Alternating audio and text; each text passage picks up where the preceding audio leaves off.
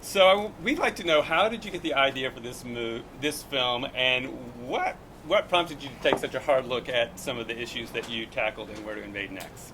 I've always been very amazed at how other countries decide to treat their own people.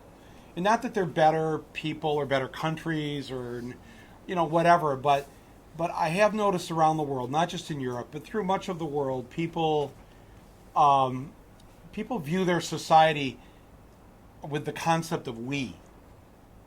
And we're very much into the concept of me. But one of the most powerful turns in the movie is when I begin to deal with the issue of incarceration and how they do it in these other countries and how we do it. And it's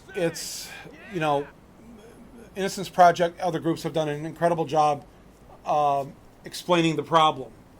But what I wanted to do was offer some solutions and show what other people are doing in other countries.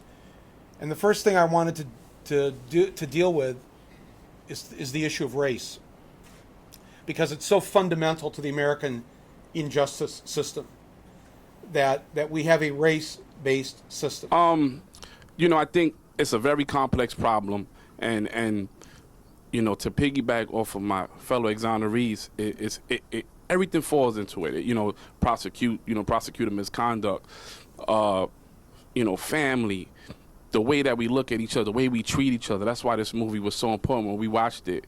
It was just for us to be the creators of these general principles, these liberties, and then to stray away from that, right? Because we put up this picture like America is where everybody wants to be. It's the dream, right? And so we put out this facade of what it's supposed to be, but everybody else is practicing except for us, right? And so when you get here, you go, wait, what's going on here? I thought this was where we supposed to be at.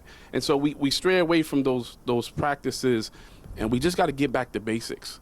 And this is how we tackle these complex problems from different angles, right? We do what we do as going out in the streets and talking to the kids and traveling across the country, and you guys do it in the courts. You do it on film, right? But it takes all of us to come together under one common cause to fight this this injustice system. It's heartbreaking to think that we have people on death row that we know are innocent, that we have people in life in prison that we know are innocent.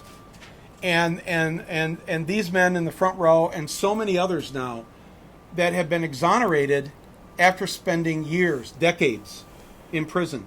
At the beginning of the film, I begin with two individuals, right in the title sequence of my movie, of one man who was in for 39 years and the other for 37, I forget what the exact number, but and who were innocent and are now out. That is shameful to the rest of us, all the rest of us, that we allow this kind of system to happen. As parents, we still have not received justice for all the wrongs that have been done to us and family members. Many of these men and women who go to court and get convicted lose their whole livelihood. They lose their mothers, their fathers die along the way. Many of them become alcoholics. It's their children, they're destabilized. Nothing is done to heal that.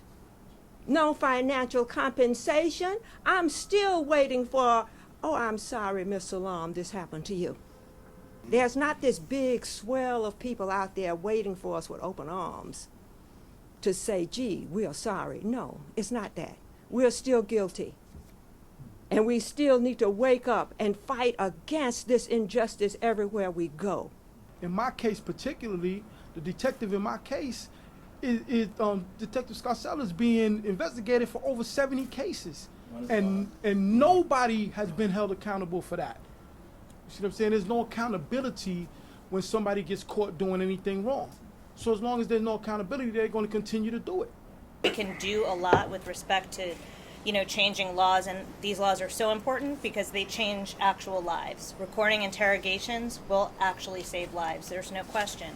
But when we talk about the big picture and the health of our culture, I think what your film does so brilliantly is it forces us to look at the health of our culture. and the hard questions we have to ask ourselves about our racial history, about how we treat class, how we deal with addiction. Exonerated men and women are the best advocates possible.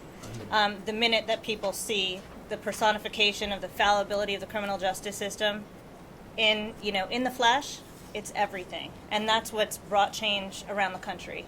So I think that working with exonerated men and women is a key part of this. I know that you have patiently come to many press conferences. Hopefully this will be the year for recording of interrogations in New York State. It's been way too long. I agree.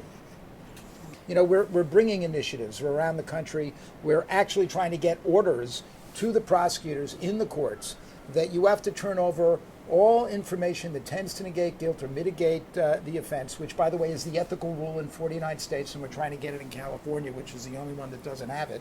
And if you give that order, right, and then they don't do it, and you catch them years later, at least you can get them for contempt, and you might be able to get them disciplined. And in the state of Texas, we were able to get the prosecutor in the Michael Morton case convicted of contempt and got him disbarred, even though he was, by that time, a judge. Well, all we can do from this point on, other than making sure that your lives are as good as can be for the rest of your lives, that we make sure this doesn't ever happen again. So what you've done with the 100 and how many others? 337. Huh? 337. 337? Just on DNA exonerations. Just on DNA exonerations. Unbelievable. It's, well, I plan to go out across the country in the next month and spread the word. And I publicly want to thank you again for everything that you all have done.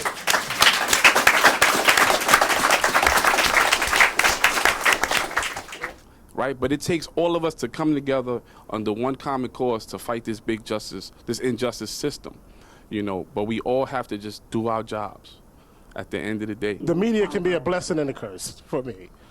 When I first got involved, when I first met Reuben Hurricane Carter, who was very instrumental in getting me out of prison, he said to me, he's like, David, look, if we're going to get the media involved, we have to sustain it.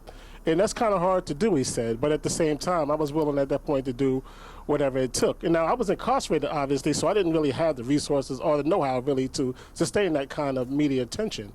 And for me, I just think when you connect the media, you have to also connect the public too. And I think when the public I'm not trying to indict the public by any means, but I do think the public can play a very important role in stemming the tide of wrongful convictions, because I don't think, unfortunately, that the public within itself can stop it. I don't think much can stop it. It has to be a collective unit to do that. And, maybe with this movie and going around the country and getting specific about an agenda, you can begin to move these people together in a way that we can accomplish something. And we can't thank you enough for coming. Thank you very much. Thank you, everybody. And I want to. And by the way, Michael, I've always admired your sartorial elegance. Thank you. Every time, everywhere, but here you go. There we go. Thank you very much.